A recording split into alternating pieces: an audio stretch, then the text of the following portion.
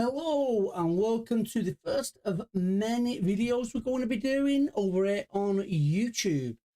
So what we're going to be doing today, we're going to be having a look at OBS Studio, downloading, installing. We're going to have a look at, is that still showing test as the title? No, it's not.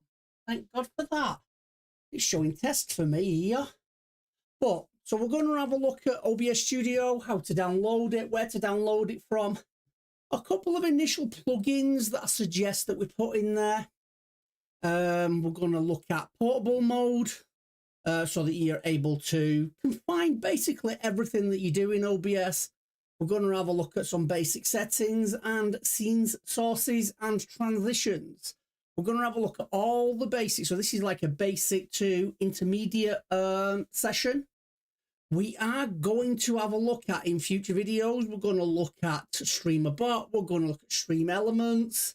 If anybody wants it, we'll have a look at WiseBot, Lumia, we'll have a look at all kinds of things. We're going to have a look at Elgato as well, the Stream Deck, how to incorporate and connect it to Elgato lighting. And do like you see on my Twitch stream where you can see thunder, lightning, flashbangs, how to make it all do that using all the bots that you can add to the system. So who have we got in the chat at the minute? Who have we got? Have we still got Bap and Spandy in chat? So what we're gonna do is the more stuff that people ask me to do, I will do extra live streams. Feel free to ask questions. Ask as many questions as you need. I'm going to be going through this process with you. I'm using OBS now to record this live stream and broadcast it out over YouTube. But I will be installing another one and I'll be doing it in portable mode on a USB stick.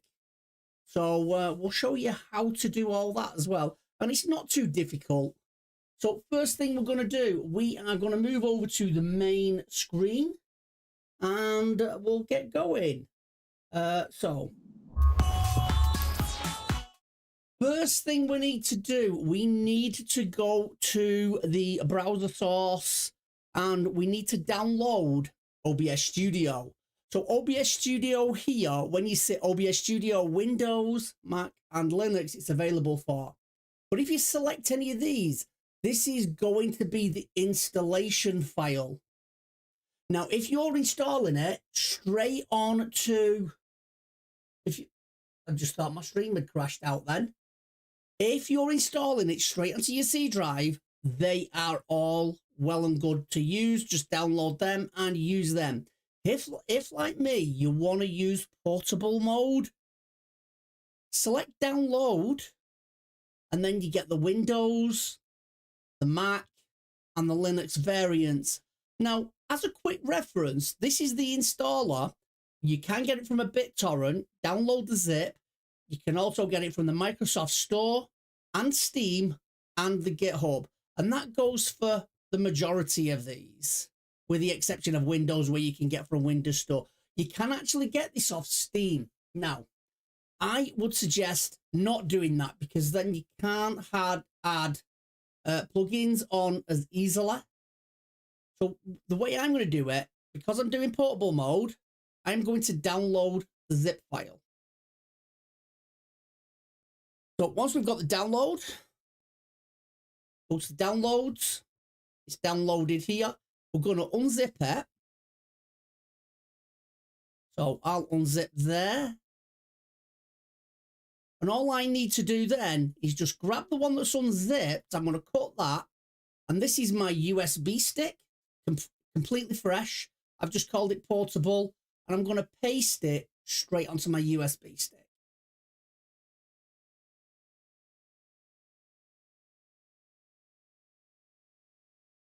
Just wait for this to do.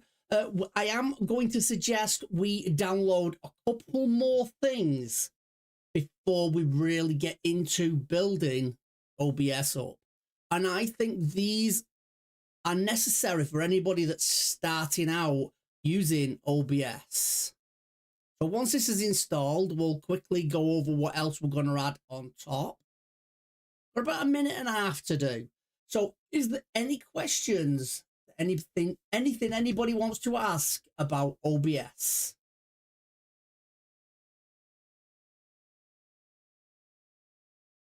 Anything? Nothing from nobody. Nobody wants to ask anything off OBS. Just confirm you two guys are still there, Spandy and Bap, for me. Just confirm you're still there for me. Because I can't see whether you are or you aren't while this is still going. I want to follow this whole process. That's just increased to 6 minutes. I don't know why it's done that. That's a little bit ridiculous for transferring. I know what it'll be. It may be that I've got a slower USB stick. But we'll wait on it. We'll wait on it. Normally what you do is you'd put this on another drive. How to set up OBS for beginners. Thank you.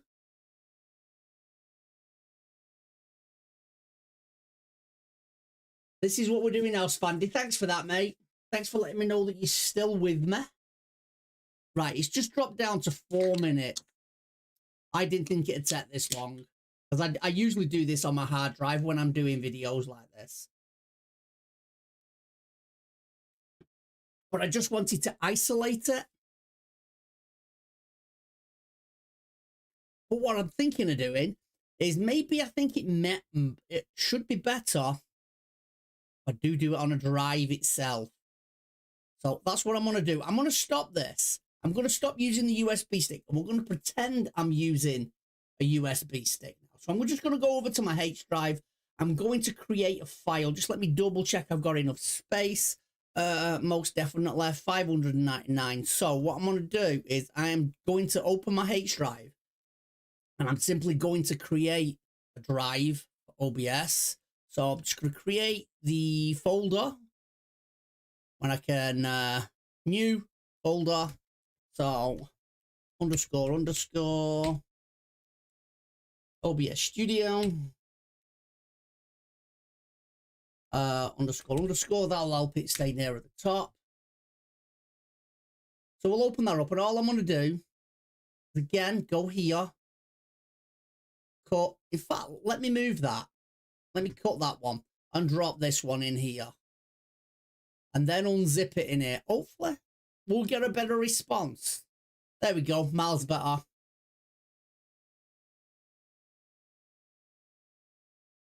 So I'm going to delete that. Don't need that anymore. So we're in OBS Studio. So as you can see here, we've got bin, data, and OBS plugins.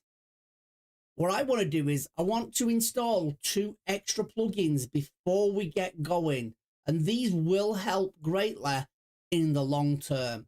So the first one we're going to be installing is this one here. This is called Win Capture Audio version 2.2.3 beta. This is by Bozbez. I'll put the link in the chat. So we'll copy that. This is only for anybody that's using OBS Studio. So let me just paste that into chat. So there's the link for this. So I'm going to download this as well. So we want it in, again, we want it as the zip, not the executable. We're looking for the zip. So we need the zip. Again, that's downloading. And another one that we're going to do while we're here is scene notes. That's a little bit long. If you put OBS Studio scene notes into your search engine, you'll come across this one here. And I'll show you what these do shortly. So we've got the Linux version, Mac OS, Windows installer, and the Windows zip. This is the one we want, the zip. So we've got them two. Let us open our downloads folder. So now what we want to do, that's not downloads, that's actually gone back there. Let's go back to download. So yeah, so we've got Win Capture Audio. So we need to open this. So that one's open. Open the folder, and all we've got here is a data and an OBS plugins folder. So we're going to cut them. and go into your OBS. You got your data and your OBS plugins. All we're doing is paste it in and it will automatically overwrite. The next one we're going to do is the scene notes. We'll unzip that and go in again, grab the data and the OBS plugin, cut them and paste them in. They'll overwrite again. And we'll see what they are straight away once we open up. So if you open your OBS now, you go into bin 64 and then just find your executable. So this is opening it as standard. This is not what I want at the minute, because what's happening now is it wants to open. Let me just close that off. I have got to, let me just clear a lot of this off.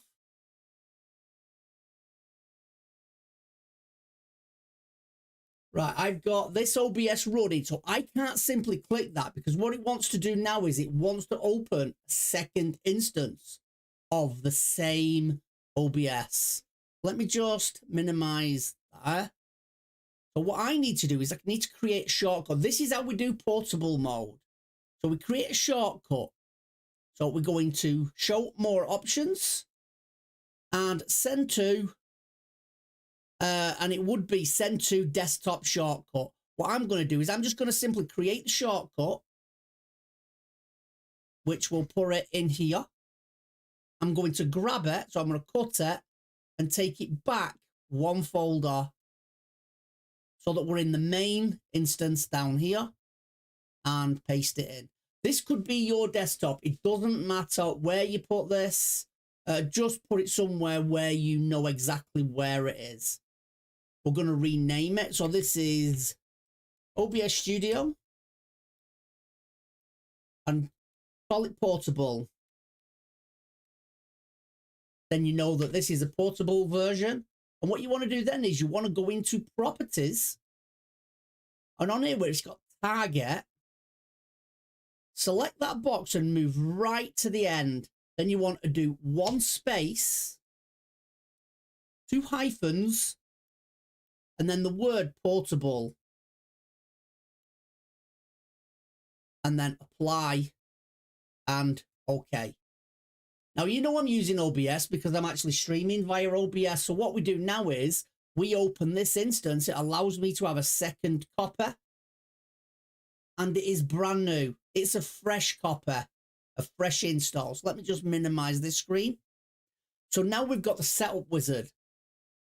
We are going to go through the setup wizard as well, but we are going to make a lot of alterations down the road. So we're going to optimize for streaming. Recording is secondary. Other options you've got is optimize for recording. I will not be streaming, and I will only be using virtual camera. Let me just get rid of that. So we're going to optimize for streaming. Recording is secondary. Then we've got the canvas size. Now, this is where a lot of people have confusion with the canvas size. My monitor size is 2560x1440. But I'm going to be streaming in 1080p. So you need to set this, ideally at the base canvas should be the size of the monitor that you are using, but it doesn't have to be. Set this to the size of the stream that you want to broadcast out. If you want to broadcast out at 720, set this to 720. If you want to broadcast at 1080, set it to 1080. So you do have a couple of options here, but we are going to look even further later on. So you have your screen options. So that's 2560x1440, which 2 of my monitors are, and 1920x1080 for my third monitor, or you can manually select them. For now, just choose either one of these 2 because we are going to change it later. So I'm going to go for 1920x1080. FPS, now this is if you want to do 60 or 30 frames per second. So you can do either 60-30, prefer 30 where possible, 60-30 but prefer higher. Use current 30. I force 60. I always force this at 60. I've got the bandwidth to do this. And again, that's something that we're going to have a look at with you in a little while when we come to the settings, so that you can get the optimum stream quality. So we'll have a look at bandwidth shortly. So under it, as a note, the canvas-based resolution is not necessarily the same as the resolution you will stream or record with. Your actual stream recording resolution may be scaled down from the canvas resolution to reduce resource usage or bitrate requirements. So it's just a little bit of information, because if you have a monitor bigger than you are going to stream, you will have to encode the quality to scale it down. So what we'll do is we'll just move on. So this is if you want to connect to Twitch, connect recommended, or use stream key. So if you don't want to connect to Twitch, if you're streaming to YouTube, you connect to YouTube RTMPS, Facebook Live. I'm actually streaming through Restream, so I could connect through Restream because I switch between different platforms that I stream on. But you can stream on many. I'm going to leave it as custom. But all that you do next is log in with your credentials.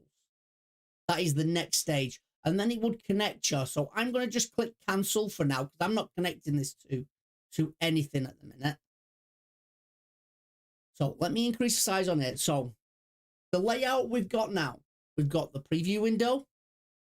We've got where our scenes are, sources, audio mixer, scene transition, and your controls. All these you can move around. You can stack them. So you can stack them all up as well, which tabs them. The only one that you can't physically move is the preview window. What you can do is move tabs to the side of the preview window, which allows you to rescale it that way. That is the only way to move and change the size of the preview window, by having another tab there. So what we're going to do, I've got scenes, I've got sources, we've got the audio mixer. Now the audio mixer, you'll find that you're having a lot of audio coming through when you're live streaming. And you can only see the first 3 rows. So one of the first things you should do is select the 3 dots and change it to vertical layout. With vertical layout, you can see a lot more. And if you need to see more, you just stretch it out. So I suggest changing that to vertical layout if you like seeing the meters moving around. Scene transition we'll go into shortly. So the 2 things that we added, the first one is the first dot is scene notes. So scene notes is exactly as it says. It is just a way of taking notes. So if we're here now, we're on this particular scene. Let me just create another dummy scene, for instance. So we're on scene 1. I want to add some notes here. Add scenes and sources. Add scenes and sources. Helps if you spell it right. Add scenes and sources. So that's on this scene. So this is a set of notes for this particular scene. If I change scenes, the scene note changes, because you could have a completely different set of notes for what you want to talk about on this scene.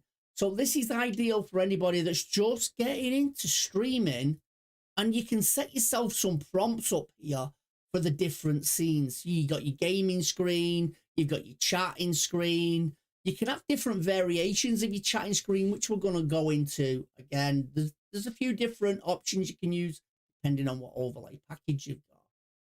But you're not just tied to it being small. If you can't see that for whatever reason, you do have options to change it. So you've got font here. You can change the font like you would on anything else. You can change the font. You can change the size.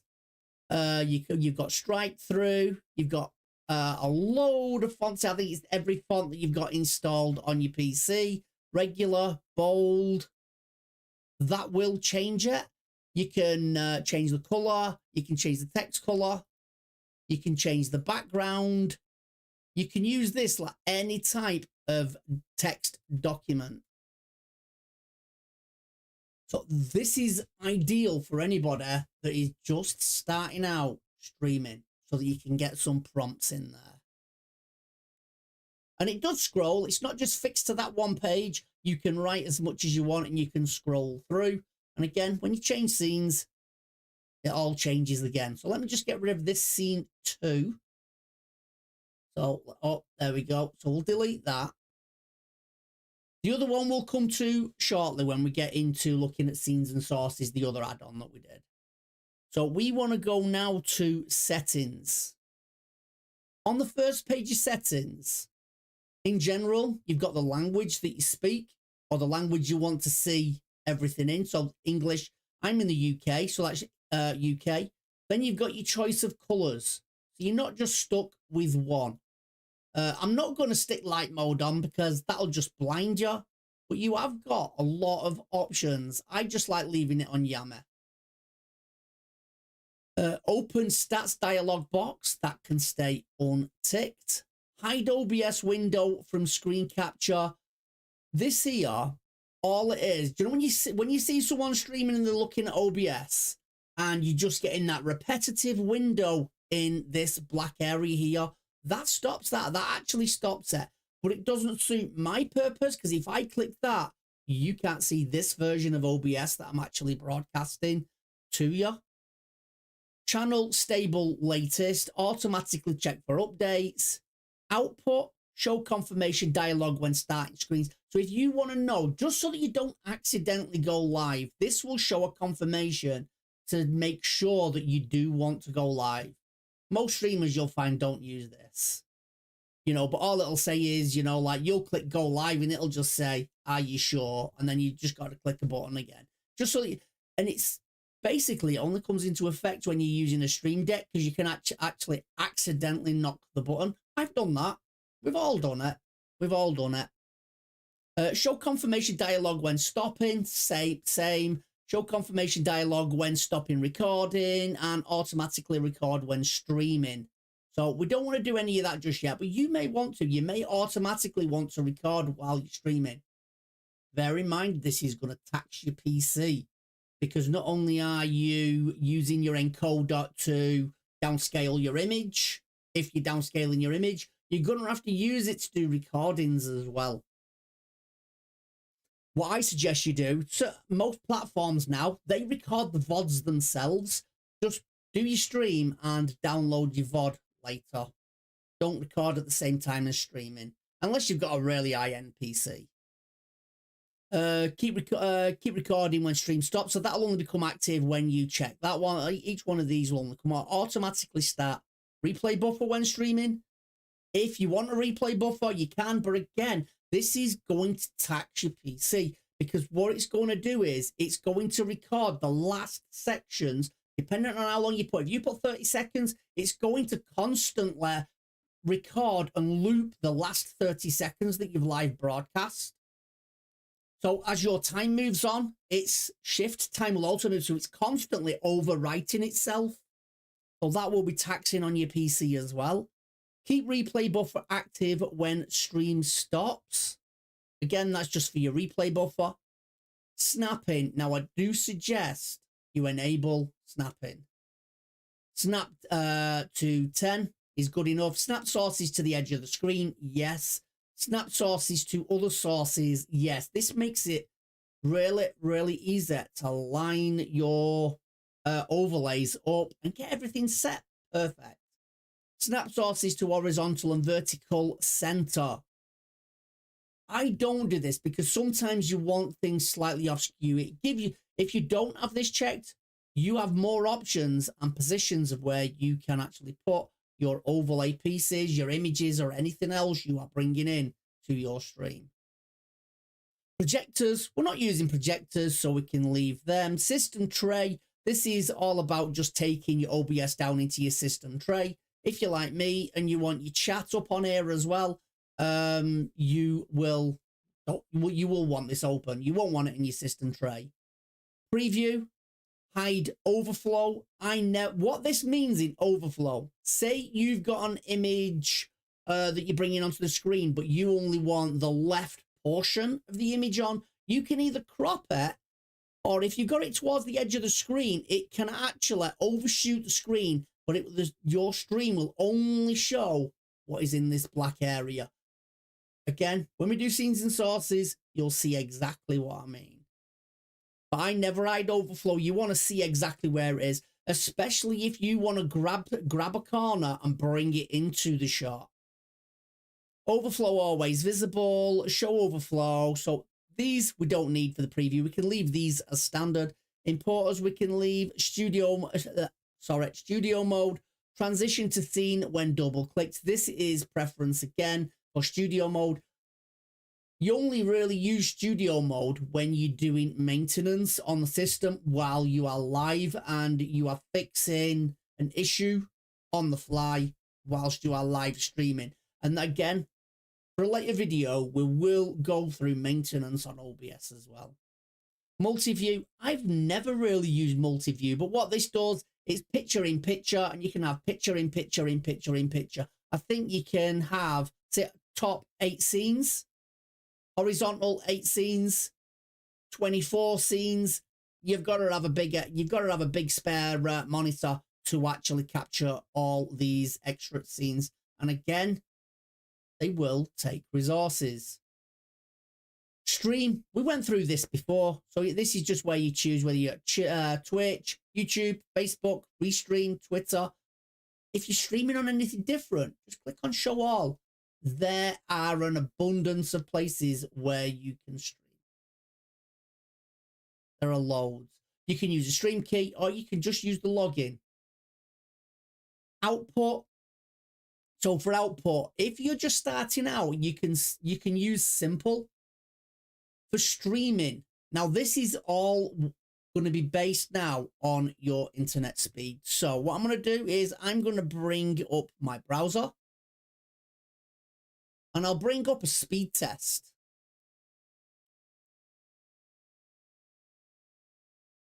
This is a pretty standard speed test, so let me just accept that and go.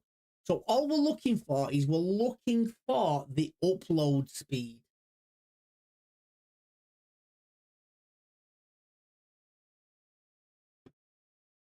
If you're from the US or any other country and you see my upload speed quite low, don't laugh. It's not in the hundreds. It's pretty standard here for the UK. But you've also got to bear in mind that I'm streaming. So some of my upload speed this is going to be altered because I'm already live streaming. So we've got 22. All you need to stream for basic streaming is 3. If you're going to stream on like Twitch, this is megabits per second. Remember that. When you stream on Twitch, you stream at their max. They state their max is 6,000 kilobits per second. More than enough. More than enough. With YouTube, I think it's 9,000 if you're streaming at 1080, and then you can take it up to 12,000 if you're streaming in 4K. I wouldn't stream in 4K because I'd be kind of pushing it a little bit. So 6,000 for me it's perfect, really. I can stream on Twitch, on Kick, on YouTube. I can stream anywhere at 1080. And I could actually push it up to 9,000 if I wanted to, without any issues. So what we'd do here, this is where we'd put that figure in. So if we want to stream at 6,000, and bear in mind, if you've got slower internet, you need to bring this down. You need to bring the size of your streaming down as well. 6,000 on Twitch is for 1920, 1080. If you want to, that's an 60 FPS, by the way, 60 FPS. If you want to stream at 1920, 1080 and do 30 FPS, you can bring that down to 5,000. If And again, if you want to do 720p at 60 FPS, do 5,000, and 720 30 FPS, you can bring that down to 4,500. So you have got a couple of options. There is also an in-between as well, which a lot of people don't talk about. I'm going to go through that. When we get to the video section, I'm going to go through that with you. So for now, I'm going to go 6,000 kilobits a second. This is Twitch's stated limit. Audio bitrate 320, again, is Twitch's stated limit. This is to get the best audio. And bearing in mind, this is only on simple. We are going to go through the advanced in a second as well. Video encoder. Now, if you only want to have a CPU, you got a built-in GPU. If you're on a laptop or you're on a PC that has built-in GPU, you will no doubt be using X264, the CPU. If you've got an AMD or an NVIDIA, you choose the relevant one for your graphics card, and that will move the encoder from your CPU to your GPU. Encoder presets. Now, these still baffle me, but what you want to do is, for most systems, you can actually go on P7, but it's the slowest encoding process, but with the best quality output. Performance-wise, there is not much difference between P5, P6, and P7. It is marginal. So we could actually drop that to P6. So it's a little bit faster. We're still getting good quality. I always run mine at P6, and the quality is still pretty good. Audio encoder, we're going to leave it AAC. Recording path. That's states the obvious where that one goes. That is just where you want your recordings going. Same as stream. Never keep these the same as your stream, because if your stream quality changes, your recording quality also changes. So what you want to do is high quality, medium file size, indistinguishable quality, large file size, and lossless, tremendous, large file size. This all depends on how much space you have left on your hard drive. So for me on simple, I'm just going to leave it as high quality, medium file size. Recording format. Now, everybody will tell you to stick this onto MP4. As a beginner, you are going to run into some kind of issues with lag and everything else that goes on with your stream, and you're not going to know how to fix them on the fly. Maybe it's your OBS freezes while you are live. This is just one instance. Maybe OBS freezes while you are live. If you are recording while you are live, or say you're not streaming and you're making videos for YouTube, if you have this set to MP4 and your OBS crashes, you have lost that video. That video is gone. It will be corrupt. I suggest you use MKV. MKV is lossless. If your OBS crashes, it'll record up to that point and save the file for you. Then you only have to do the rest of the video that you need to do, and you can merge them with quality video editing software to fuse them back together again. And if you are using MKV, what you then do is go to advanced and check this box here. Automatically remux to MP4. Now, what this does is you're recording your video, you're recording it as MKV. If it crashes, if OBS crashes, you will not lose your video. And what's left, what video it has recorded, it will automatically remux, convert that to MP4 for you. Whereas if you originally recorded it in MP4, it's gone. It's corrupt. This is the way to keep your recordings, and it will automatically convert it to MP4 for you. If you have no problems at all with your OBS, again, not a problem. You start recording, it'll record in MKV. Once you've ended your video, you press stop recording, it will automatically convert to MP4. You'll have two recordings. You'll still have your MKV, but you will have an MP4 as well. So that is why I always suggest leave it on MKV. Again, video encoder is your NVENC. Then you've got your audio again. Make sure your audio track's at 1. Everything else we can leave standard. If you want to go to the advanced, this breaks everything down further into further sections. So going from the top, audio tracks, track 1, Twitch VOD track. This one I get asked over and over. I get asked this question in 2 ways. What is Twitch VOD track? And how do you play non-copyright free music on your stream without getting a strike? Now, obviously, if you're streaming on Twitch and Twitch come into your stream, which they do occasionally, they can give you a strike if they hear copyrighted music. I'm going to tell you now how to do this. I shouldn't be doing this, but it's why it was put. It's one of the reasons why it was put there.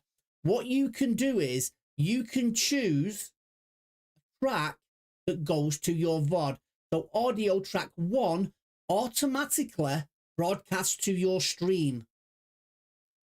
So anything on track 1 in audio, broadcast out, live stream. Now we've got Twitch VOD track 2. Anything on track 2 now goes to your VOD. So what you do now is, if you've got Spotify playing in the background or any type of music, make sure it is not selected for track 2 to go to your VOD. All you need to do is put it on 1 to your stream, take it off 2. And you can set this to any one of these that you want. It's just easier. Stream 1, VOD 2. So when we come down to audio splitting later, we know which is which.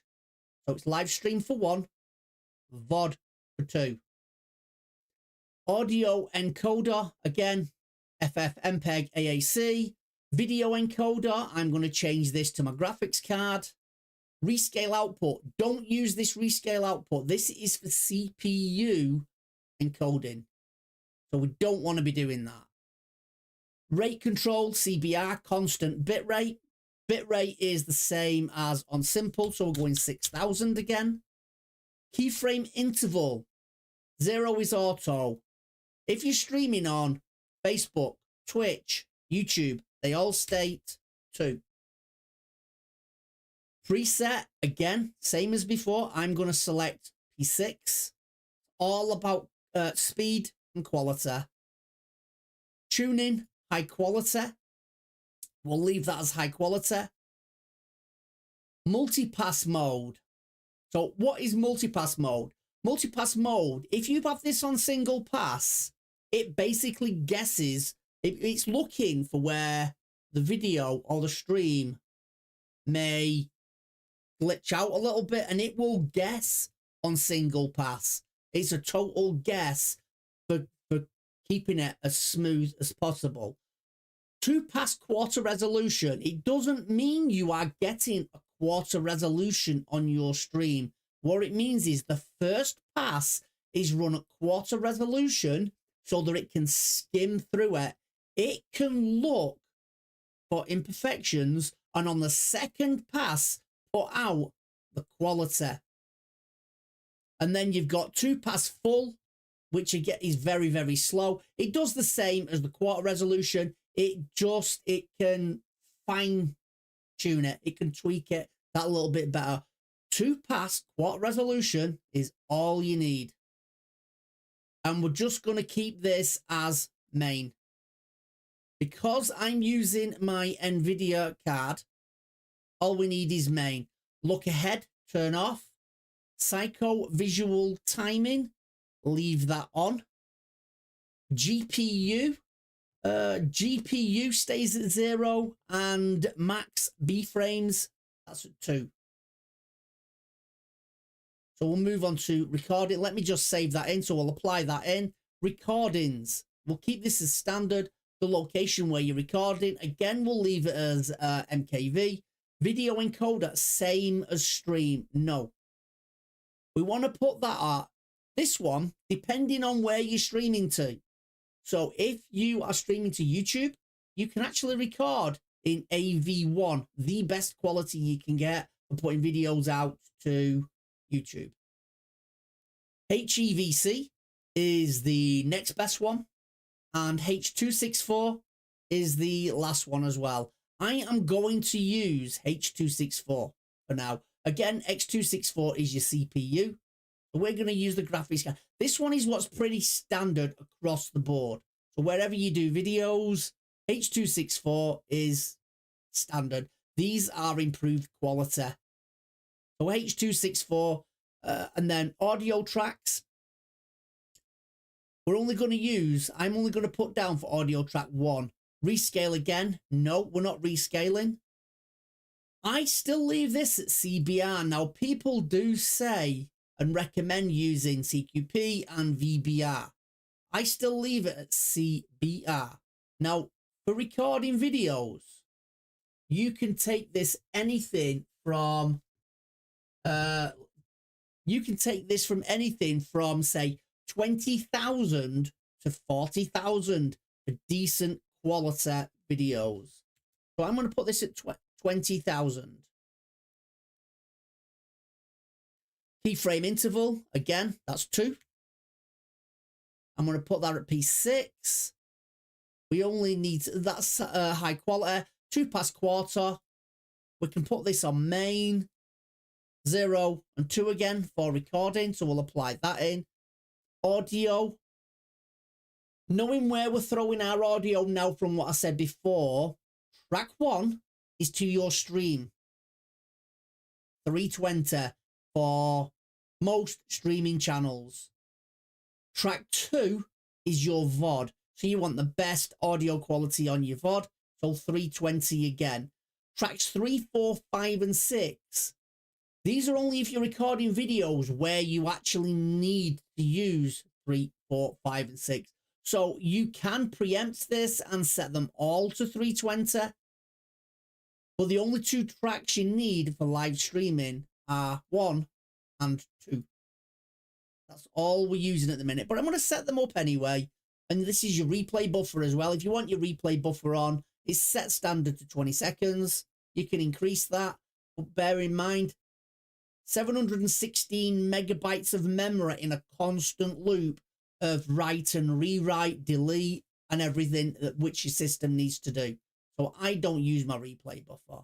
It's not very often that I use it. But if you're playing a fast-paced game, and say you use it, say you're playing COD, and you want your replay buffer on because you want your viewers to see the excellent shot you've just done, then you would use your replay buffer for that, because that would wind back time and replay it for you.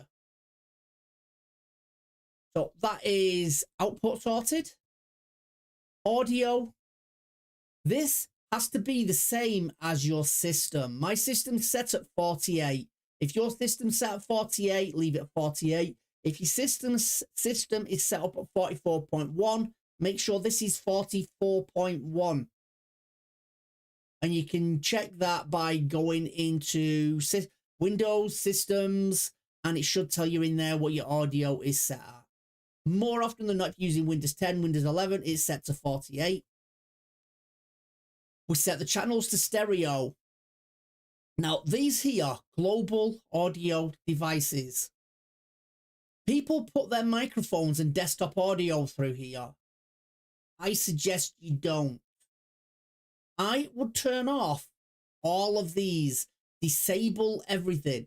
So you got your desktop audio. You're going to be pulling your game through from your game audio anyway. We don't want to be pulling that through your desktop. And the reason why we don't want to do that, most people when they're gaming will also be playing with friends and chatting through platforms like Discord. With Discord, if people send you messages on other channels that you follow as well, other servers that you're in, you constantly hear that ping pop, you know, as you get another message coming through. Every time a message comes through or someone comes in and out, you get that ping and pop. That will transpire straight through into your stream if you do through desktop. So I suggest you turn that off. We're going to go more into detail with this when we do scenes and sources in a little while, and I'll explain why. But that is the main reason. So you cut out all other PC and system noises that you have. So you get there's two, desktop 1, desktop 2, mic, auxiliary and audio. Now you might be asking, why do I turn this off? Because we need a mic. Yes, we do. But we're going to dedicate a channel to the mic. We're getting very close to doing that, so we'll get through that very, very soon. But we want to disable it from here because we don't want standard mic. You may have a headset mic and a desk mic. You may have a webcam mic. You may want to interchange them all for different effects. You can't do that with this because you can't turn one off without the others being on. This will just completely turn them all off through the back end and we'll bring them all on individually in the front end. Decay rate's fast. Peak meter type is sample peak. Monitoring device. Now what we want to do is make sure this monitoring device is set to your headset. Now I change every now and again. I'll use this wired headset. Sometimes I'll use the Bluetooth headset. This will change each time you're monitoring output. This is so that you can hear the noises that are going through your stream. So you would choose whether you're using dubbing virtual device, speaker, Realtek, or any other device. This is only for monitoring purposes so that you can hear what's going on. Hotkeys, again, we'll do them on a later video. But hotkeys are self-explanatory. You deal with them on multiple platforms. Video. So this is where the base canvas is where I said earlier on, size of your screen. But it doesn't have to be because my monitor is 2560-1440. If I had this at 2560-1440 and I wanted to stream at 1920-1080, I would have to use a downscale filter. And all these downscale filters, again, bicubic or Langsos, it doesn't matter which one you use. They're all pretty similar. You know, it's up to what your PC can handle and the quality that you expect from your stream. But if you were downscaling, I'd use Langsos. And then you choose your FPS as well. This can be changed. Integer, fractional. We leave this at common. Change this to 60 because we'll be streaming at 60. If you're doing video recordings, you probably bring this down to 24 for NTSC, 25 PAL. We're going to put it at 60 for gaming. Now, so because I've said my monitor is at 2560-1440, I am still going to bring this down to 1920-1080. And I'm going to broadcast out at 1920-1080. That way, I'm not using any downscale filter. There's no extra strain on the PC. But you could actually bring this down to 720 for those that wanted to stream at 720, 60, or 30. Again, this is all dictated by your upload speed for your internet. But when you look at streams that stream at 720, you may not like the quality that's coming across at 720, but your system might not be able to handle broadcasting out at 1920-1080. What you can do is have an in-between. So what I mean by that is you've got here different options. You've got 1440, 1080, 720. You can actually overtype and try this size. 1600 by 900. Do exactly the same in here. 1600 by 900. And what this size is, this is still a 16 by 9 aspect ratio. It is the best of both worlds. It is a lower performance hit on your system for streaming at, because you're not doing it at 1080, but it's an improved quality over 720. There are a few big streamers that actually stream using this particular size. It is a good in-between size if you don't like the low quality of 720, but you haven't got the internet speed of 1080. Now, what you could set this at, if you was going in to set this for your kilobits, instead of doing 6,000, you could actually drop it down to 5. But if you can still leave it up there at 6, you're going to get the best quality you can, but it's not going to be as taxing on your PC. But what I'm going to do is I'm going to go back to 1080. So the way you write that is you put 1600 x 900. All you do is click on it. So you've got your drop down. Don't click on the drop down. Actually click on the box and then just physically type it in. And you can do that on both. But I'm just going to drop that back to 1920 1080. I'm getting no downscale filter. I'm leaving it at 60 FPS. So I'm going to accept that in. If, say, for instance, you wanted to do TikTok videos and you wanted to use YouTube, you wanted to use OBS to do TikTok videos, which are portrait. There is a plugin you can get that actually does this for you, but you can also do that here.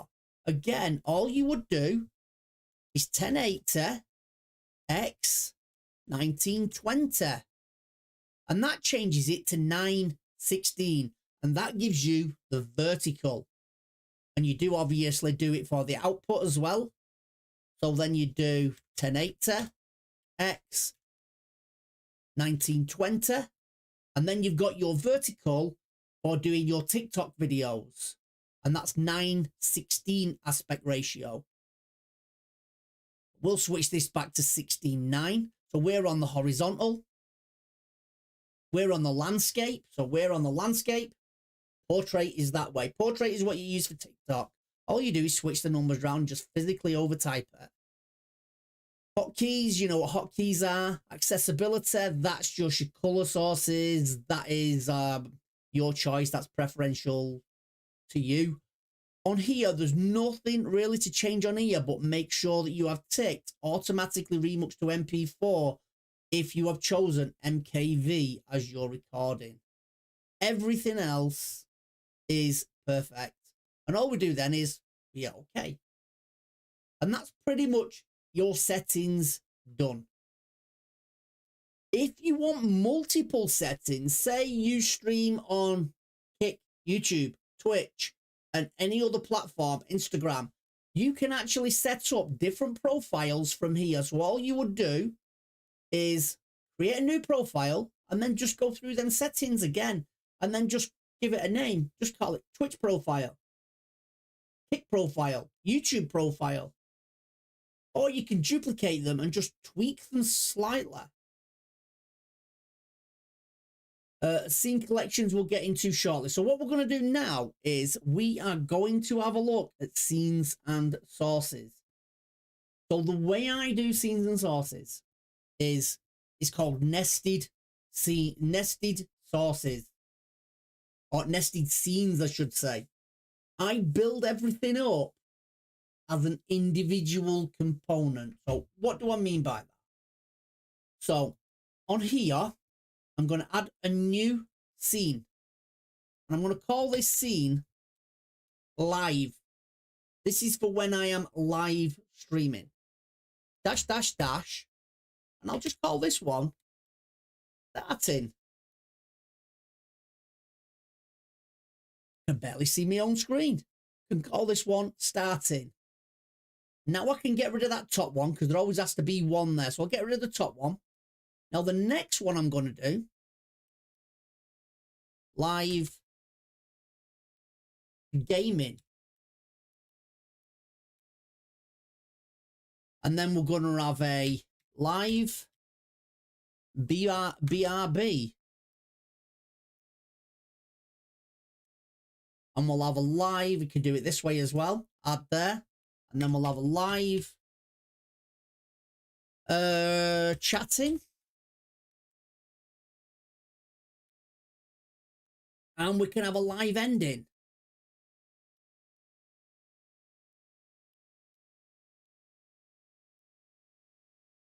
So that's all the live screens that we're going to do. We haven't put any sources in yet. We'll deal with that in a little while. What I suggest we do is build up our scenes for what we know we are going to need.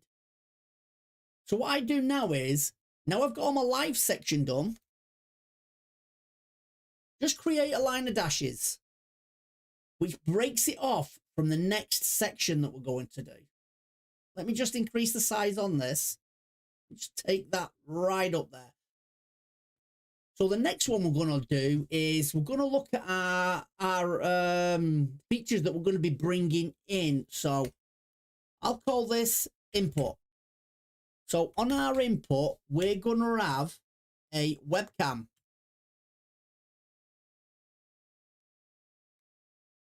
We're also going to have a mic.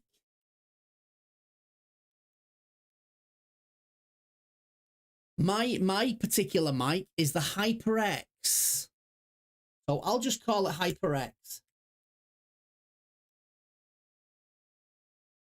This is where I say that we're going to bring things in like the mic and things like that now. So HyperX mic.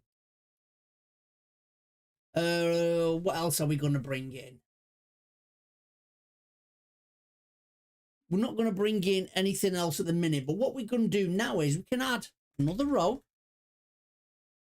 stack of dashes, just to break it up because we can always add more later. We're going to bring in now overlays. So for overlays, we are going to have a starting screen. So it's overlay starting this time. We're not going to have an overlay for gaming, but we're going to have an overlay for BRB.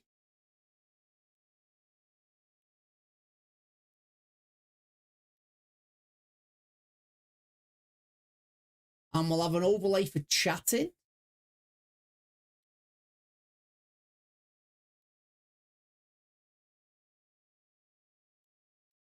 And we'll have an overlay for ending.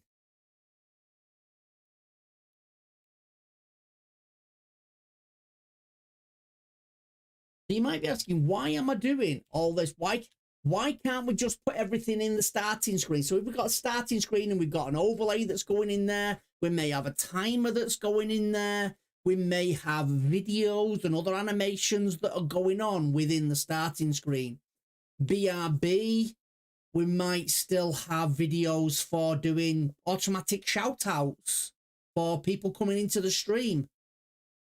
And chatting, there's different areas that you can put on a chatting screen. You can have it as a full screen chatting screen. You can have it incorporate the chat and a little video of the game that you're currently playing if you're playing a game, as well as bringing in your mic into all these as well and your webcam. Why don't we just build them all straight into these? Simply put, this way of building it through nesting allows you to fix areas within your stream that you may be having issues with. So for instance, if you had an issue with your microphone and you had to change your microphone for whatever reason because it broke, you got an upgrade, maybe just simply add an upgrade, you would have to change your mic settings in your live stream, in your live starting, in your live gaming, in your BRB, if you use it in your BRB, in your chatting and your ending. You would have to change it in all of them.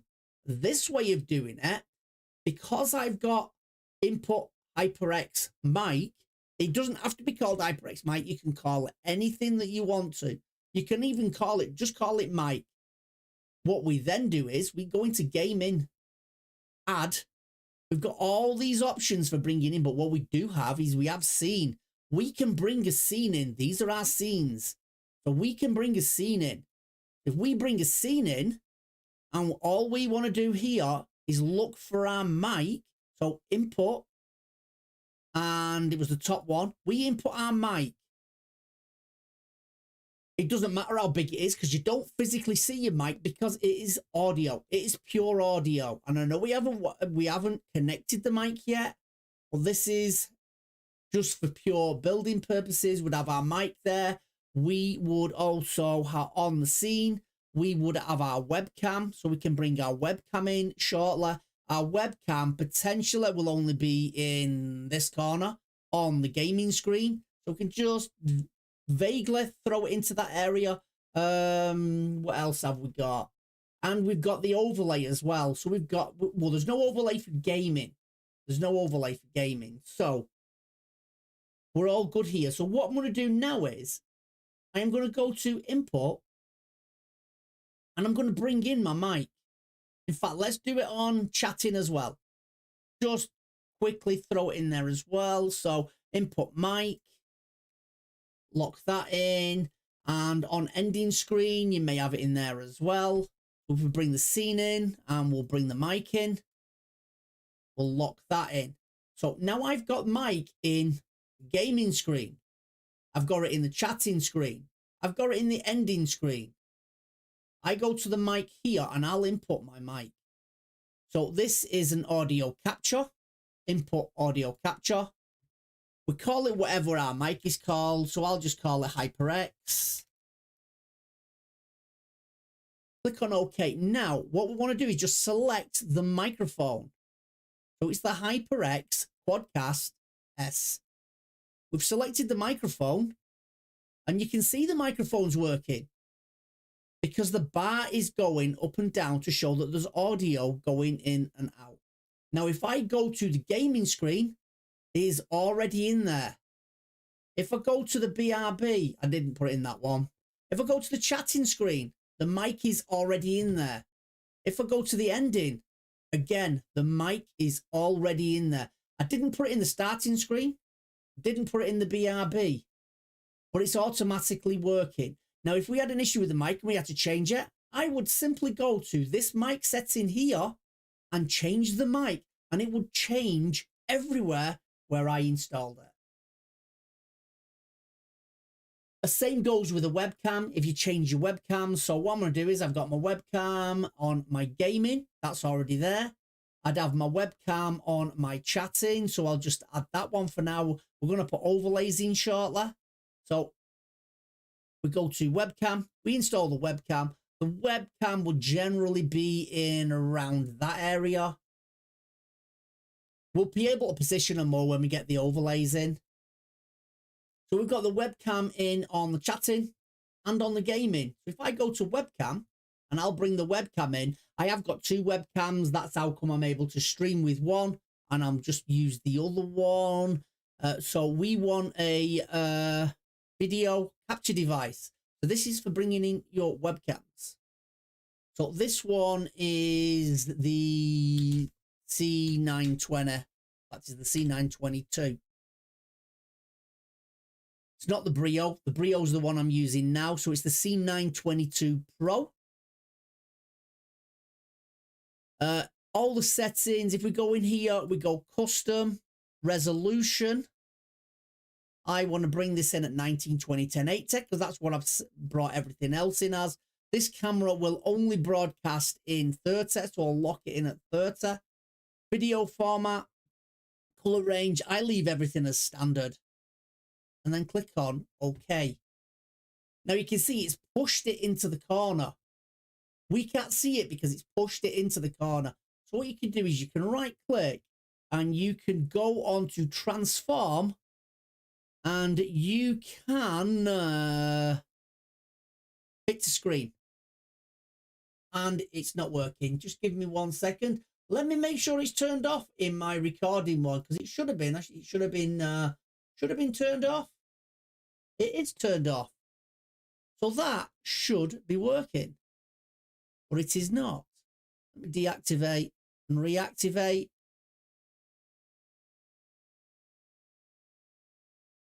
Why is it not working? Double checking on my other one. So 922, that is definitely off.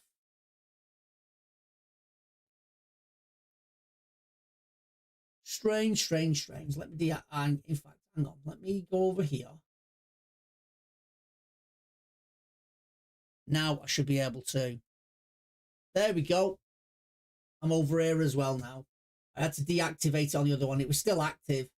So we've got it over here as well now. So this is bringing the webcam in just on this input. But if we have a look at the nested section, it's brought it in.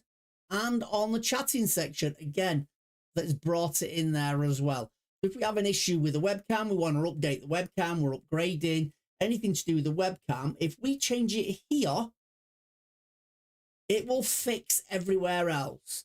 If we upgraded our webcam and we hadn't nested it this way, what you would have to do is you would have to go into gaming and build it back into video capture. I know it's not difficult to do. You know, you go into video capture, but say you had to go through all these settings and say you had a particular setup when you had to go through all these settings. You've got your configurations that you have to go through as well. All these are set, you know, because you've got your pan and tilt. You've got all these that, you know, that you can set as well. Imagine having to do that for your gaming screen, your chatting screen, your BRB, whatever else, whatever other screen you applied it to as well. And you had to change it in all of them. It would become a pain. This way, do it once, fix everywhere.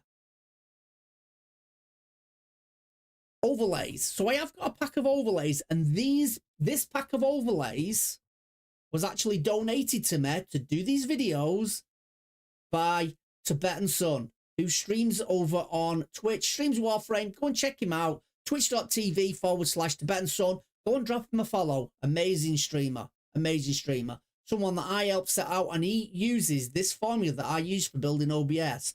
He uses this in his OBS. It's easier when he has an issue. He can contact me and I can walk him through, no problem, and get the issues sorted out, because it's so easy to walk around. More often than not now, he just fixes it all himself. But again, that's beyond the scope of here. Just twitch.tv/Tibetan Son. Drop him a follow. He's actually donated these overlays so that we can do these videos. So when you buy an overlay pack, you are going to get all kinds of stuff in there. These are from, I'm not sure, you can go to Own, you can go to Nerd or Die, Etsy. There are a number of places that you can buy your overlays from. You go wherever you need to go. First thing you should do when you get an overlay pack, go into your fonts, make sure you've installed your fonts. And then in here, we've got icons. We've got social media icons that are specific to this overlay. What we're concerned with are these scenes here. So we've got a BRB screen. We've got the ending. We've got the offline. And we've got a starting. So what we want to do is, if I grab these, so I'm going to copy these. Because I'm on portable, what I want to do is, I want to copy them. I don't want to cut them because I don't want to remove them from their original destination. So I'm just going to copy the scenes, and I'm going to go back to my portable version of OBS. And you will notice from earlier on in the video that we only had a bin, a data, and an OBS plugin, because I created that shortcut and added -- portable to the end. It brought all our configuration files over into the same file system. So they're all in the same folder structure. So all I want to do here is paste all my scenes in within this OBS structure. Then we know where they all are. If I go to starting, on here, we'll go through each of these. Application audio capture beta. This captures the audio from any application that is open. It's in beta, and to me, I don't rate it that much. But if I were to set it up, you'd give it a name as you would with anything else. It looks for a specific window, and then it will match it to that. I don't rate it that much. The other plugin that we added in, by the way, is this is actually where we'll find it. This is application audio output capture. Again, you call it your naming convention, whatever you call it. But now we bring it in as a session. Again, it still does the same, but it does a miles better job, in my opinion, of finding the audio and broadcasting it as it should be broadcast out. This was that win odd capture. This was that first plugin that we put in. That is what this one is here. And I use this for all the games that I bring into OBS. I use this to bring the audio in rather than using desktop audio. Again, we want to get rid of that. We're not using that at the minute. The next one for mic, audio output capture. So that just captures everything that's going through your headphones, your loudspeakers. We've got browser, so you can bring browser sources in. Color source, all that is a color source. It just creates another background. It's so that, for instance, if I chose this background and say I went white, I just called it white, just giving it a name white, we can now choose the color that we want it to be. And basically it gives us a working area of where we're going to put stuff that we haven't put into OBS yet. So say like we hadn't got a webcam yet, but we wanted to set our webcam up ready for when we did. You'd give this any color background and you'd put that where you want it to be in any of your scenes. So basically you just use it as a holding marker, we'll call it. We'll take that one out. We've got display capture. I never use display capture as much as never use display capture in the same instance that you use game capture or window capture. Don't interchange the two into the same scene.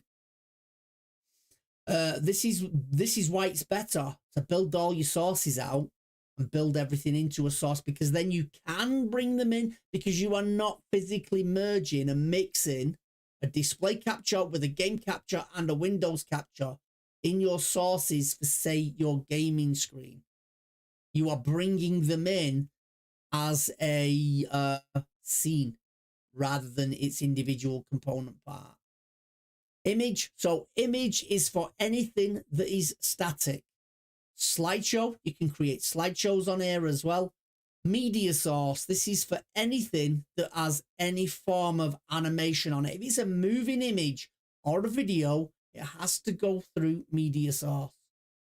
So GIFs, animated GIFs will go through media source, not image. Scene, we've already shown you what scene is. Text GDI is to bring text onto the screen. Video capture is exactly that. It just captures your video source, mainly used for your webcams, and then you got your window capture, and then we can group as well. Depreciated, we're not going to go into because it's depreciated. So the overlay pack that I've got is animated. So we'll go to media source and we're on the starting screen. So simpler, just call it starting. It's a local file. You can do these through Stream Elements as well, and I'll be doing that in another video. We'll go through Stream Elements and show you how to import them from Stream Elements. We're going to go to, where did I put it? I put it in H Drive and I put it in OBS Studio and Scenes. So we're on the starting screen. So this is the video for the starting screen. Do we want it to loop? Yes, we do. This has to loop. Restart playback when source becomes active. We want that checked as well, so it starts back from the beginning when it becomes active. Use hardware decoding where available. Always check this, especially if you've got an NVIDIA or an AMD graphics card. It will use them instead. Show nothing when playback ends. Close file when inactive. Apply alpha in linear space. So this is good to go, but we can close the file when it's not active, when it's inactive. And what this does is it just saves resources. Now, if we click on OK, that will play. That's set to full screen. Now, if we go to our starting screen, all we're going to do is we're not going to bring it in again. What we're going to bring in is the scene. And we're going to bring in the overlay starting scene. And we can't do anything with this now. The only place we can change, so if we wanted to change our overlays up, we go into the overlay section and we change them here, and it'll change them where they need to be. So we've got a BRB, so we'll do it the opposite way around this time. So we'll go scene. This will be overlay BRB. We'll lock that in, and then we've got chatting. We're going to have multiple options on chatting. So we'll go to scene and we will go to live chatting. And then ending, we will go to scene and live overlay ending. And we'll lock that one in as well. Now, the way you see these now, some of these are starting to stack up. We're getting multiple items in. These actually stack and show in the order from top to bottom. So if I was to put let me just install this one. Let me put this chatting one in for you. Easier to demonstrate. So again, we're putting in a media source. This one's chatting.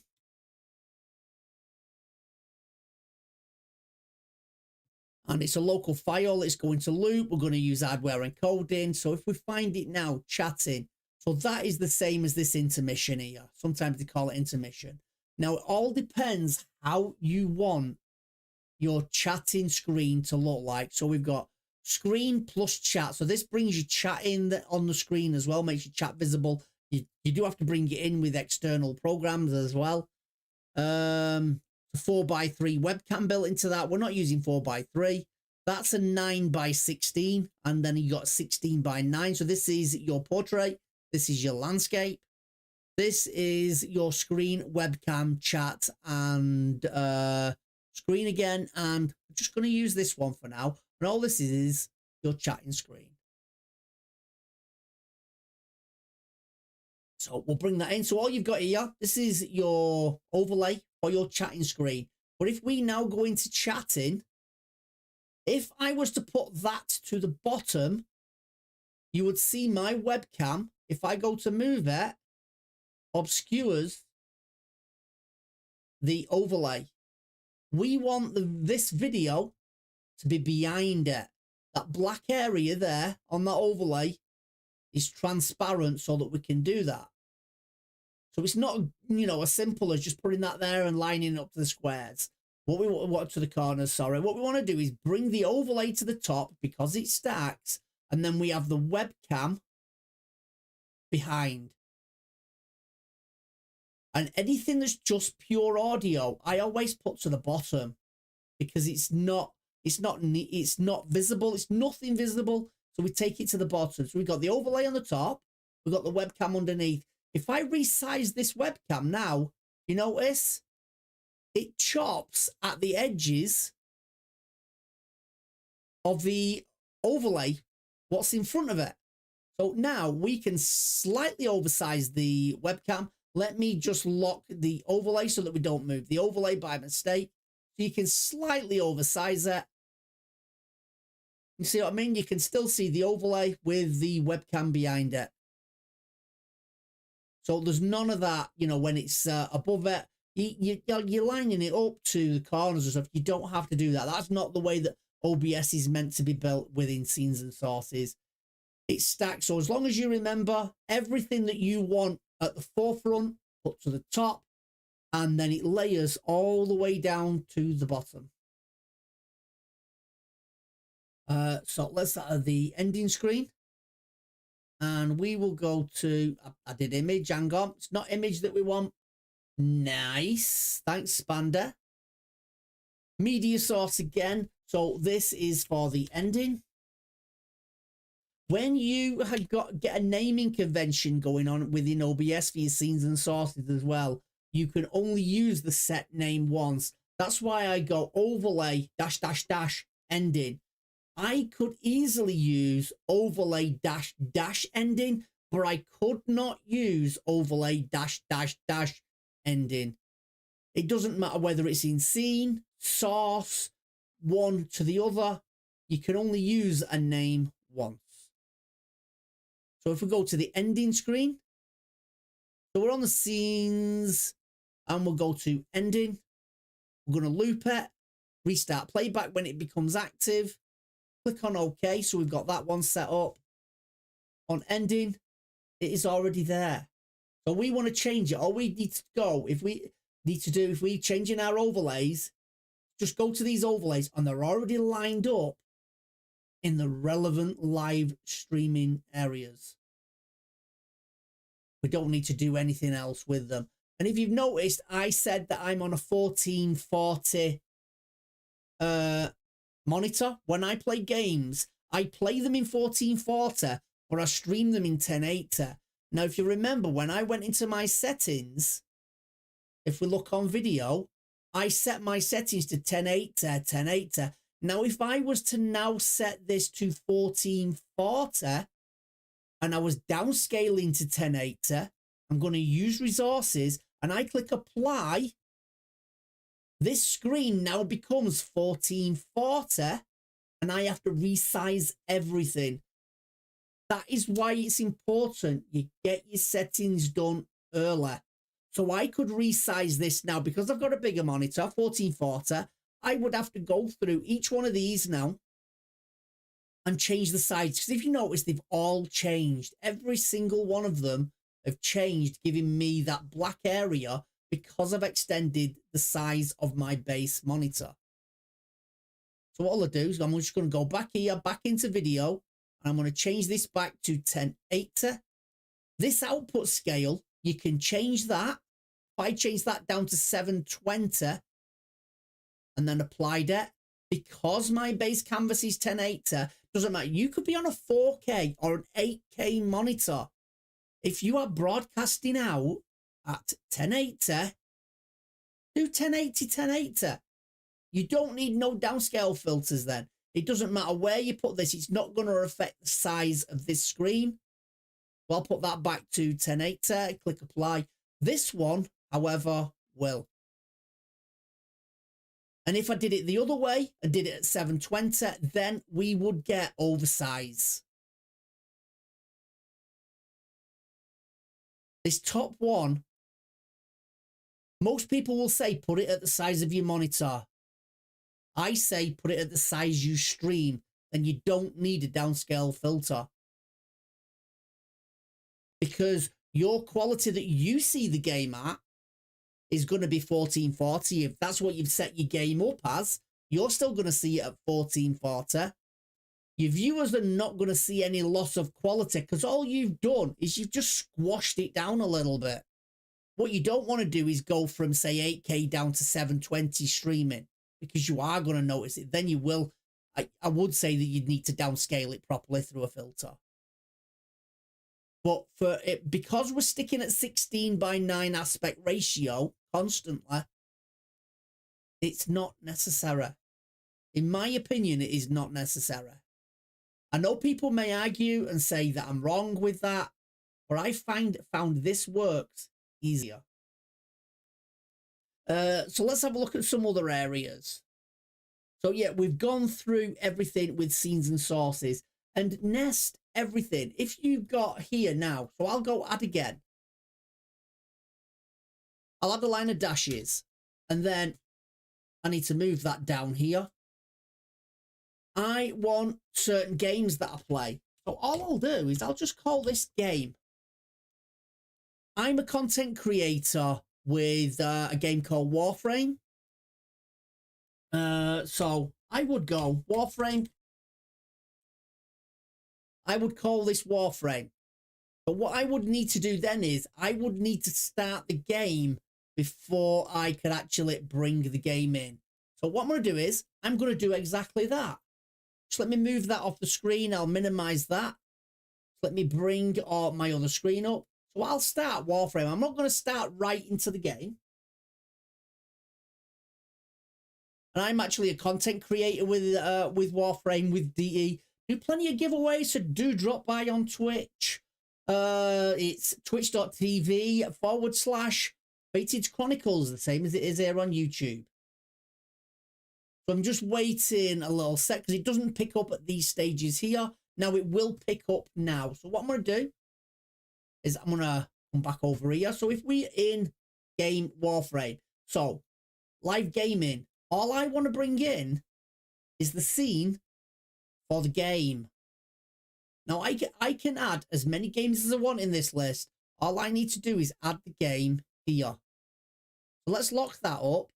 And what I want to make sure is the webcam is above the game. If it's not, the game will be over the top. And I'll leave it like that just to show you. So now I'm bringing the game in. Now we go to game capture. Again, I can call this Warframe. Capture any full screen application. We want to change this to capture a specific window. So now it acts as a window capture, but it's only for games. We've got Warframe in the list, so we bring Warframe in. Match title, otherwise find window of same executable. So that makes sure it's the same. We're not using SLI. We're not using any transparency. We're not using anything through Steam or anything like that for any overlays. Use anti-cheat compatibility. That's on. And cursor capture we want on as well because we're playing the game. We want cursor capture. Everything else is standard. But when I was talking about hidden areas earlier on, that is what this area is here.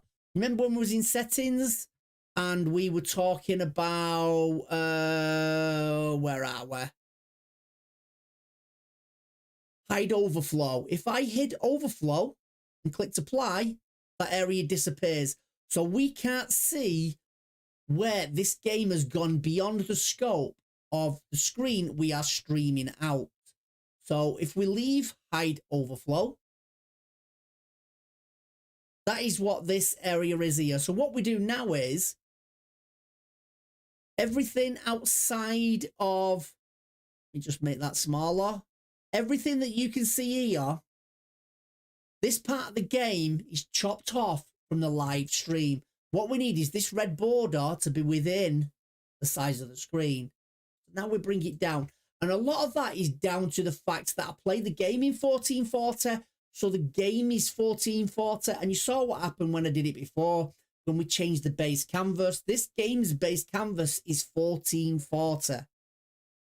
All we're doing, resizing it to 1080. So now it fits. And I am still playing the game in 1440. You are still seeing the game in 1440.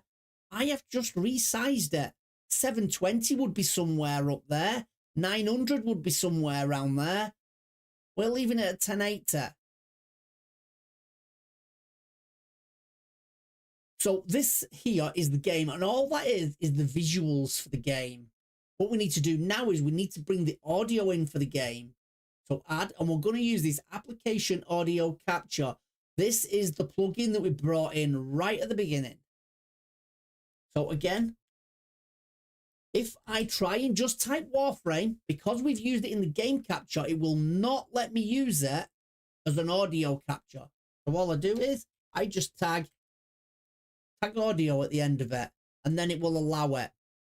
Brings us up to this screen here. This, I'm trying to remember who did this plugin now. I forgot who did the plugin. I mentioned it earlier on in the video. So capture audio session from a selection of executables. That's where we want it to be. We don't want it to capture from hotkeys. We want it to capture audio session selection of executables. Now the executables, we've got Chrome, that's my browser source, Discord, which I've got open on another screen, OBS, which I've got running at the minute to record this live video, and then Warframe. We click on Warframe and then add it to the executable. You'll see the game audio coming through, and then we click on OK. So we now have the video and we have the audio. I always put the audio to the bottom because it's a non-visual effect. So I make sure that all audio is at the bottom. And if I go to the gaming screen, if you remember, I put it in. The full game screen is actually there. And the webcam, because that is set lower in the stack, it is hidden. What we need to do is bring Warframe down a level and the webcam up. And then we've got the webcam here. Now, a lot of people are happy playing like this with a webcam. I'm not. I'm one of them people that likes to admit, I've got a green screen. I've got an Elgato green screen sat behind me. You know, 180 quid green screen sat behind me. Why would I want to show green? We're going to show you now how to eliminate that green. So we're going to show you how to get rid of and use a chroma key. So if we go to webcam, let me just move that bottle out of the way. I've got a can of 7 up here. I'm just going to have a swig of.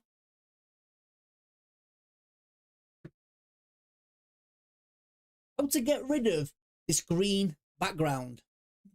And this isn't the screen, the camera or webcam that I'd use for gaming with, because it would be set further back and you wouldn't be able to see this desk either.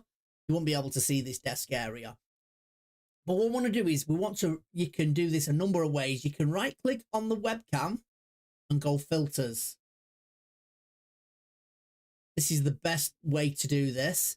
And then you've got your audio filters. So if you're using your webcam to capture your audio, you would go on here and you would go, you'd see your obvious ones there. Your 3-band equalizer, your compressor, your expander, your gain, your polarity, your limiter, your noise gate. We're going to go through a lot of these when we go through the mic settings. But what we want here is visual aspects. So there's 2 things you're going to need when you're going to chroma key. You want color correction, and we can leave the naming convention, and you want chroma key. Now you can take it one step further. You notice that made a difference straight away. Let me just turn them off. You can go one step further and apply LUTs as well. Now LUTs change the overall color of the whole screen from where you put them. So if I go back to my browser source and I come back to OBS, again, we've got a link here as well. So if you just put in your browser source, OBS Studio, free LUTs, you will get this pack. I'm going to click on download. I'm going to download this pack and I'll show you how much LUTs make a difference to your videos or to your webcam.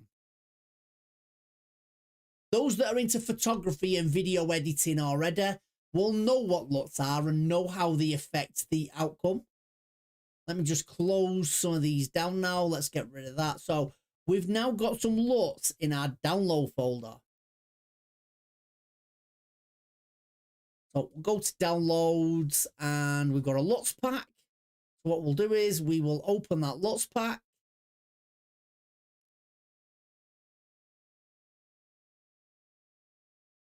There's the LUTs and we're straight in. So what I'm going to do is I'm going to cut that and I'm going to take it to my OBS and I'm just going to drop it in here, making sure that everything is nice and tidy within OBS. Let me minimize there and we'll just bring a couple of LUTs in. So I'm going to bring, I'm just going to call it LUT 1, 2, and 3 for now. And just show you a couple because there's a lot of LUTs in this pack. And it's your discretion for how you want your LUTs to look and how you want your video to have the appearance of. So we'll do LUT 1, LUT 2, and we'll do a LUT 3.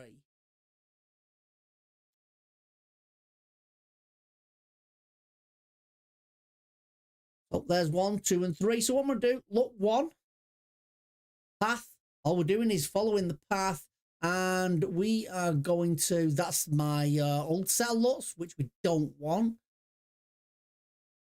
OBS, and the LUT pack that we got. And we'll go into webcam presets. So we'll just put these 3 webcam presets in. So there's 1. We can leave all the settings as they are. Browse. Again, OBS Studio. I think that was in the right one anyway. Webcam presets. LUT 2. And the third one. LUT pack. OBS does come with some as standard, but they're not very good. And then we've got LUT 3. So if you want to see how each one affects the screen, so if you watch the big screen, I'll turn each one of these on. So that's a LUT just lightening up the area. You know, it's putting an extra glow on my face. LUT 2. These are not very impressive ones. I've chosen. That one takes the tone down a little bit. So this one emphasizes the blacks and makes everything that little bit darker. So this one I actually like. So I'm going to leave this one on for now. But what I want to do is I want to move this above the chroma key. So any color correction that you do, any LUT you put on, you want above the chroma key. Because once you turn on the chroma key, and you start changing the color, you saw the difference it made then. I turned that off, and then I turn this on above it. It's a significant impact. If that's below it, it doesn't impact it as much because you need to. Your chroma key should be the last thing that it does to get rid of all this green. So chroma key. And then what we're looking for, you've got 2 options. I like to leave it on green as is. But you can, if you want, go custom color.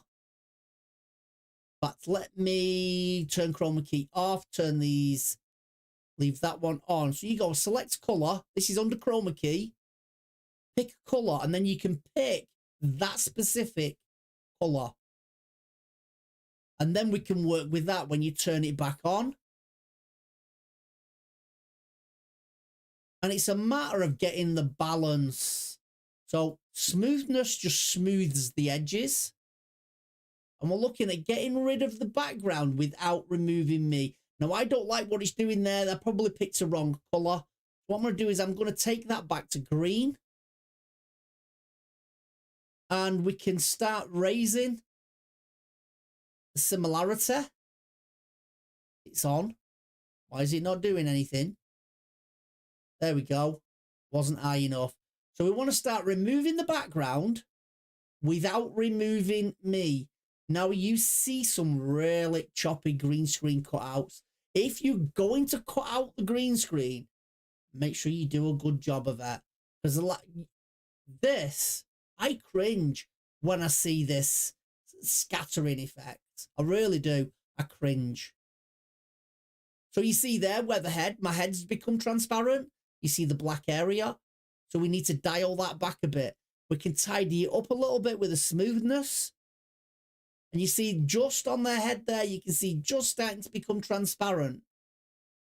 So we dial that back so that I'm not getting any transparent spots. This is coming from my Elgato key light that I've got above me, shining down on my head.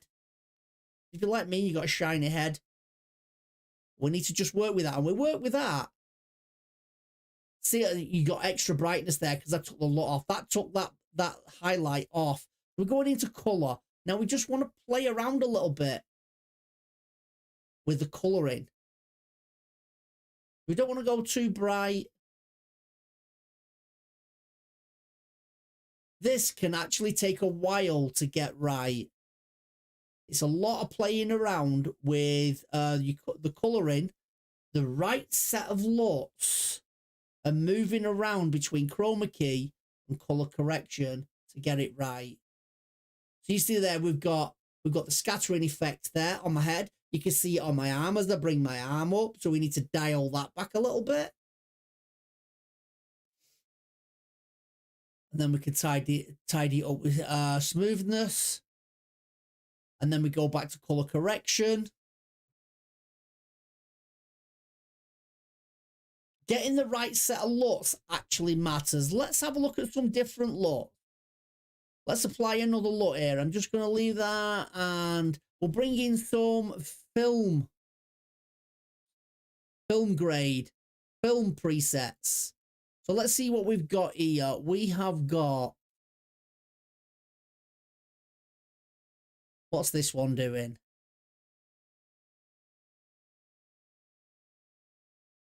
That's merging into the background. So that's not having a really good effect for what we're looking for.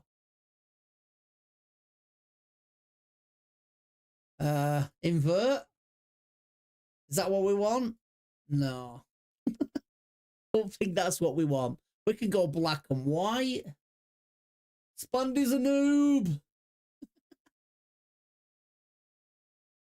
You see, so these LUTs give you very subtle differences. If I shown you my OBS and the amount of LUTs that I've got going on, I've probably got 20 or 30 different LUTs going on. Let's pick a couple more just to see if we can get the right look for what we're after. We've got contrast filters. Let's have a look at some of these contrast filters. That's probably more like what we're looking for. That one's not too bad. And you can have multiple LUTs on as well. You're not just stuck to one. You can actually turn a few on. And when we get down to the stream deck, we'll have it so that you can have a stack of these LUTs on, and you can interchange the LUTs depending on your lighting situation. So that one's not too bad. I'm going to leave that one there, but go back to the chroma key. And again, we need to just dial it in and out a little bit. So we're taking it back from the desk, but you're still seeing these spotty areas here.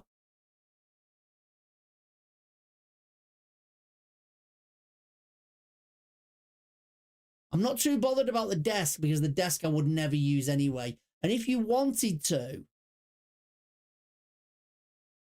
just getting that smooth. So you just see the glow starting to come up again. So on the back, if you were playing a game and you were on full screen and you had the game as your background, you'll be able to see through yourself. So it's just, you've just got to balance it out. And it does take time. And you have got to have patience when you're doing this, because it will take a while. It's not something that you can do in 5 minutes. So I suggest you just play around and just get it to where you want it.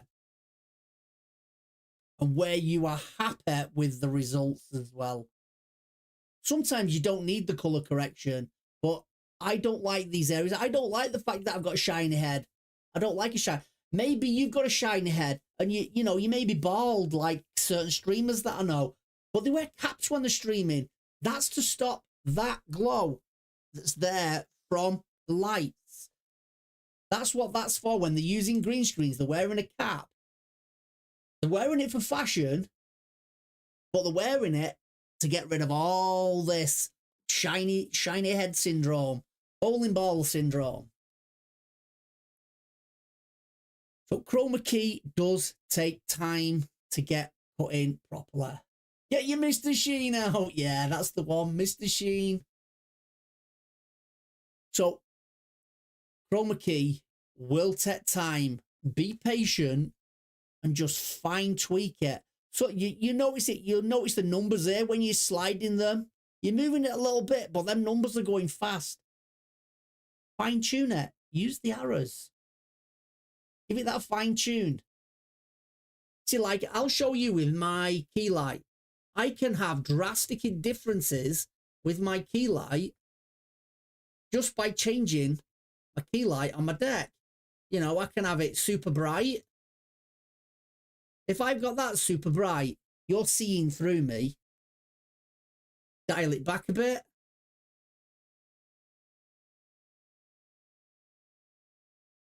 Dial it back a bit. And that cuts it out as well. So it's all down to your lighting as well. Oh, you'll be able to see the game through my t-shirt. And that doesn't say what you think it does there, Tibby. I know what you're thinking. You've said it before. Let me just set my lights back up. So that is chroma keying. If anyone needs any more help with chroma keying, more than happy to help you out. Okay, we'll move on to microphones now. So microphones, you do need to alter your microphone to make you sound better. We all hate our voices. Every one of us hates our own voice, and everyone else will say there's nothing wrong with it. We can alter that voice here. So we're going to filters again. This time we're going into audio filters. So there's an order to doing this. What you want to do first is you want to make sure that you can see the bar in your microphone. If you talk quietly, which I do not, I am a loudspeaker. You want to put gain in there, which will boost your volume up. And you only need to take it up about 10 decibels. 10 decibels is enough. 10 decibels is enough. I don't need that because if you know, I've got 10 decibels in and I'm going into the red now. And if I got a jump scare, if someone did the flashbang on there, it's peeking out. That sound is horrible. You saw it peek out, but in actual fact, what you heard on the stream, it's not that loud because I've got this OBS tuned in to my microphone using these filters. But you saw it peek out here. So I don't need the gain. Another thing you want on there is a noise suppressor. So with noise suppression, this is what cuts out background noises. Just give me a second while I'm streaming. My game's still going in the background and it's utilizing resources. I can see it slowing things down because I've got 2 OBSs running. So the game's gone now. Noise suppression. This will help cut out background noises. If you can hear things in the background, dogs barking, people outside arguing, it happens. It happens to all of us. This will do its best to cut that out. So that's what noise suppression is for. We've got, what other ones are we going to use? An expander. When we're setting up an expander, set this up. My best settings for this is 3 to the power of 1. My threshold is around about -25. Going the wrong way. No, I'm not. About -25. The attack. You want the attack at 1 millisecond. So it reacts within 1 millisecond of your voice changing. And the release, you want this around about 100. Everything else can stay as it is. Now, if you're playing a game, you're playing music, and you're doing something when you're streaming, and you want your voice to be heard more than the game that you're playing as well, you can stick on ducking as well. Oh, it's not actually on this one. I think that's on gate. Can't even remember where ducking is now. But this is what expands your voice. Compressor. So if you talk quietly, you want to expand your voice. When you talk loud, you need to bring your voice down. So when you're playing and you're streaming, at some point you may start talking quietly.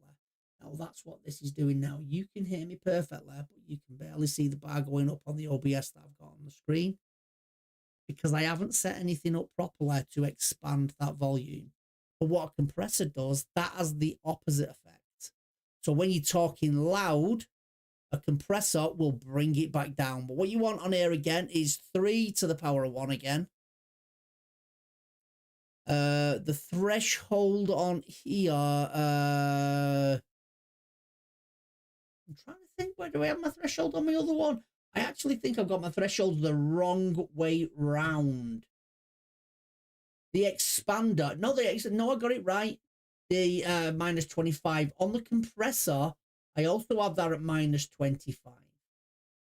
Well, that helps bring your top levels down, but so that you don't peak out. So you can see now there's not going. I can get close. You can see it just going into the red. Sorry if I got a bit loud on you, but these are the things you have to test when you're doing your microphone. so that you can bring this and dial that top volume down. And just in case someone has a scream makes you scream, like some people do, stick a limiter on there as well.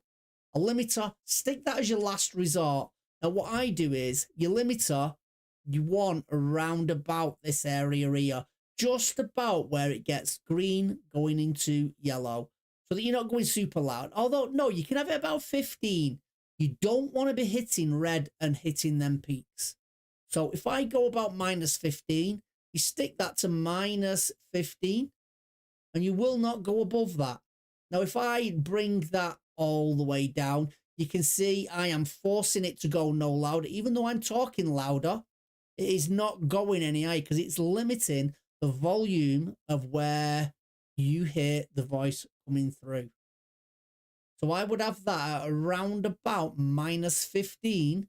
And even if I screamed into the mic, it would never go above that. It would cap out at -15. Thanks for them emotes. So the order that you're going to have them in, you want a gain, so you want a slight boost. You want to cut out any background noise. The reason why you want to cut background noise out first, because when you use an expander, you are actually expanding everything that goes through your mic, including the background noise. So you need to take out and eliminate the background noise before you do anything else. All you want to expand and compress is your voice. Another thing that noise suppression will do is take out your key clicks. That is another pet hate of mine. When people are playing game, keyboard and mouse, and you can constantly hear the click, click, click, click, click. There's the clicking on the keyboard and playing the game. Noise suppression will do its best to get rid of that sound so that your viewers cannot hear it. All you want your viewers to hear is the game, music if you play music, and you, and anything else you want your viewers to hear, and cut out everything that you don't want them to hear. Cut out your keyboard noises, cut out your background, cut out your neighbors arguing in the back. Get rid of all that. Concentrate on your voice, and that's where this comes in. So you have an expander for your high volume to bring down. Sorry, you expand for your low volume to take up, your compressor for your high volume to bring down, and then a limiter to make sure that you are capped off. And the easiest way to do them is to whisper into your mic and boost it up to a level of around about 25 to 20, -25 to 20. So whisper and boost it up till you get to that. And then for the compressor, shout as if you're shouting to your mic and bring it down to the same area, and then keep your limiter just above it. Then it doesn't matter whether you're whispering, you are shouting, your viewers hear the same volume consistently. So that is scenes and sources. We'll finish up today. We'll do transitions. We'll just get the transition in there as well. So for a transition is when you change. So you just saw there, it just fades in and fades out, because that's what the transition is set to. It's set to fade in and fade out between. What we want is our own transition that come in our transition pack. So what we need to do is, we've only got cut, we've only got fade. So a cut literally will snap between the two. That just snaps between the two. Fade fades in and out. And you can overwrite them as well. You right click over here, transition override. So you can override them. The 300 milliseconds is the timing it takes to fade in and fade out. What we want to do is we want to add a stinger. We can leave the name as it is, or you can call it whatever your pack is called, whatever your overlay pack is called, give it the same name. Then you know where that stinger's come from, because you can stack these stingers up and interchange with them all over this forced changeover. So what we want to do here, we go on browse, we go back to the pack that we got. Where did I put the pack? Scenes, intermission. I didn't bring over the transitions. So now I need to find it again. Give me a second. I have now got to find that pack. look pack, animated. Here we go. So we've got transitions. So this is the transition that comes with this pack. So I am going to dial it back 1, grab that transition, copy it, and paste it into our pack here so that it's within our OBS pack. Minimize, and then we'll browse it and bring it in. So transition. So we brought the transition in. Now you can have this set to timed transition or frame transition. If you know how long the video is for the transition, you can bring it in over time. Frame, if you are using 50 frames a second, it's easy to do. I always work it out in frames. Use hardware decoding when available, and we'll time all this through in just a second. Monitor on, monitor off. So this is where your monitoring comes in. Remember when we did that in settings as well, when you did your audio monitoring? And I said, put it to your headphones. This is where we're going to monitor. So you got monitor off so that you can't hear it. Monitor only means you can hear it, but your viewers can't. Monitor and output means you can hear it and your viewers can hear it. So off for you, on for your viewers. That is on for you, off for your viewers. Sorry, I got that one wrong. Monitor off means it's off for you, on for your viewer. This one is on for you, off for your viewers. So that's the opposite way around. And this is on for both. We want this on monitor and output. And we can preview the transition. So as you saw then, you've got a green and a blue at A and B. You do not want to see the changeover from A to B. So you saw there that we could see the changeover every time. So what we want to do then is we want to slow it down. So we're on frame. So I'm going to take this up to 30. If it's a 60 FPS transition, 30 is the middle point. So you've got to know either how long it is or what FPS it is recorded at. So we'll try this again. So we'll preview it. So you saw then, as we transitioned, you saw that we still saw the old one just before it changed. So what we can do is we can dial it back a tad. So we'll take it down to 20. Preview transition, blue, green, green. Stayed green when it shrunk. It's blue when it opens. That is what you're looking for in your scene transition, so that your viewer doesn't see one scene over the top of another, and it captures just at that sweet spot.